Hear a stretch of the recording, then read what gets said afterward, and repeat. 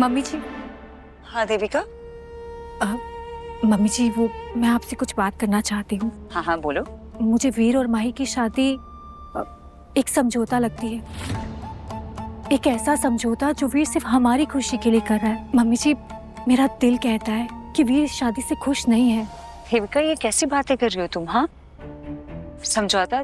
तुम्हें ऐसे क्यों लगता है ये शादी एक समझौता है?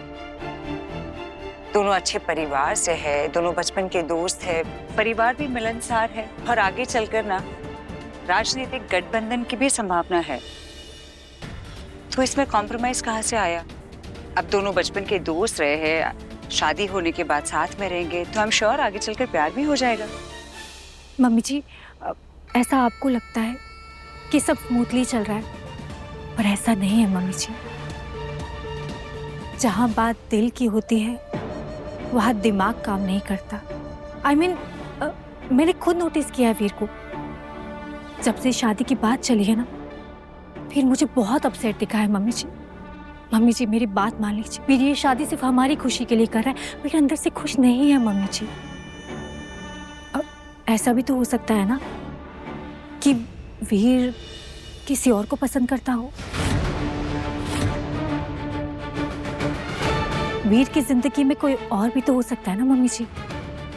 बिना प्यार की शादी वीर की जिंदगी बर्बाद करके रख देगी। राजनीतिक गठबंधन के लालच में हम अपने वीर की जिंदगी बर्बाद तो नहीं कर सकते ना मम्मी जी। आप बड़ी हैं, समझदार हैं, इसलिए मुझे लगा कि मैं आपके पास आकर बात कर लूं। मम्मी जी, अगर मैंने कुछ ज्यादा कह दिया हो तो मुझे माफ कर दीजिए। मम्मी जी, अभी भी समय है, आप एक बार वीर के दिल की बात तो जान लीजिए। आप पापा से बात कीजिए ना मम्मी जी। अगर हमने वीर की सहमति के बिना शादी कर दी ना, तो हम वीर और माहिर दोनों की जिंदगी बर्बाद कर देंगे। मम्मी जी प्लीज, ये सब होने से रोक लीजिए प्लीज मम्मी जी।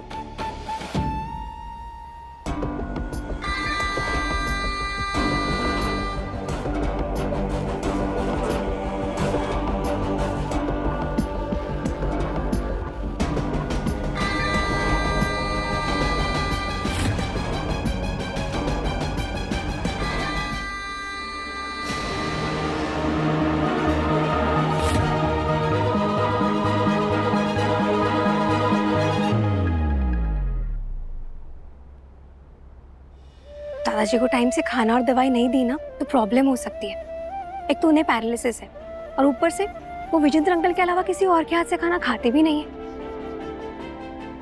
अगर मेरे भी हाथ से खाना नहीं खाए तो कोई नहीं, हम ट्राई तो कर सकते हैं ना। अगर थोड़ा सा भी खा लिया ना तो उन्हें दवाई दे पाऊंगी। चल तनु, ट्राई करते हैं।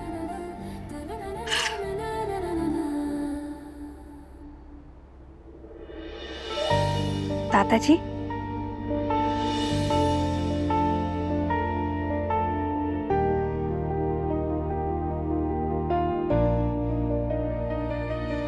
दादाजी आपको दवाई देनी है ना, इसलिए मैं थोड़ा सा खाना ले आई हूँ। अगर देर हो गई तो सेहत पर असर होगा ना।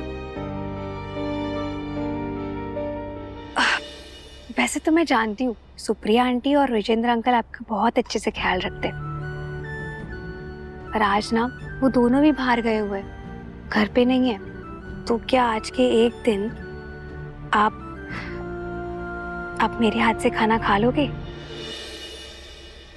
प्लीज?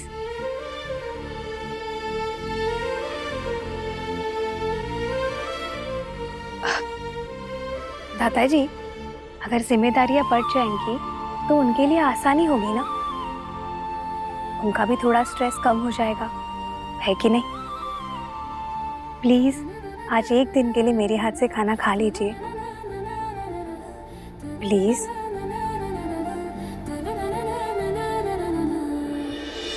सुप्रिया जी बाबूजी ने खाना खाया, उनके दवा का टाइम हो गया था।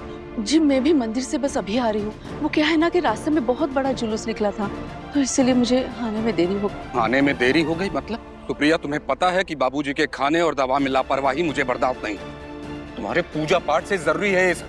समझ नहीं आता कैसे समझाऊं तुम्हें। जी वो मैंने तनु को बोल दिया था कि अगर मुझे आने में देरी हो तो फिर वो बाबूजी को खाना खिला दे। उसको बोल दिया था?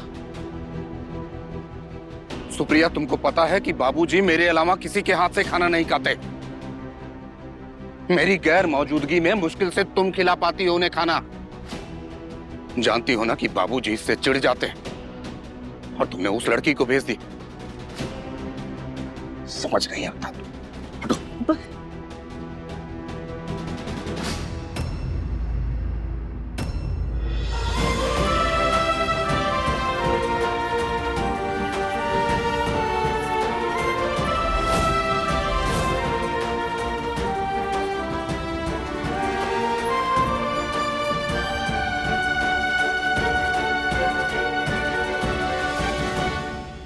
आपने तो सारा खत्म कर दिया।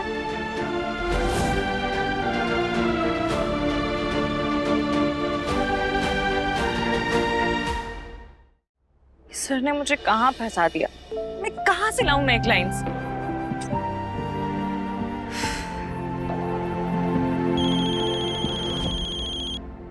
एक तो ये।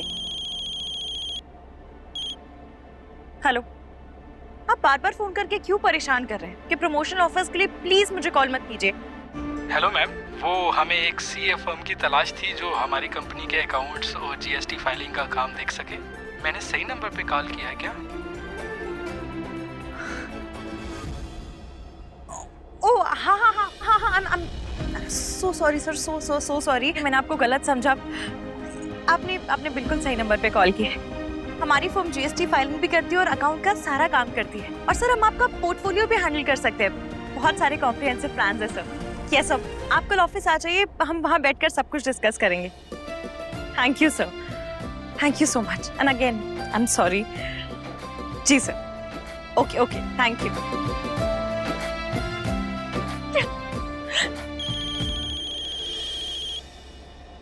Hello, yes sir. हाँ जी सर, हमारी फर्म ये सारे काम करती है। सर आप कल ऑफिस आ जाइए, हम वहीं डिस्कस करते हैं। Thank you sir, thank you.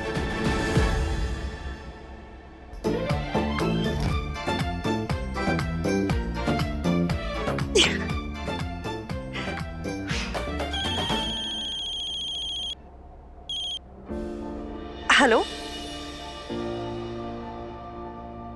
जी जी सर, डन सर, हम कल मिलते हैं। Okay sir.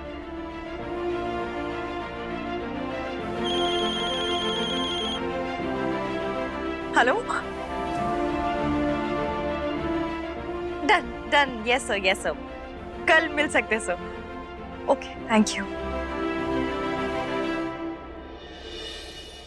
नंबर्स नोट कर लेती हूँ। अचानक इतने कॉल्स कैसे आ रहे हैं? ये तो जैसे चमत्कार ही हो गया। लगता है माता रानी ने मेरी परेशानी को भाप लिया। Thank you Mata Rani, thank you so much. Yes.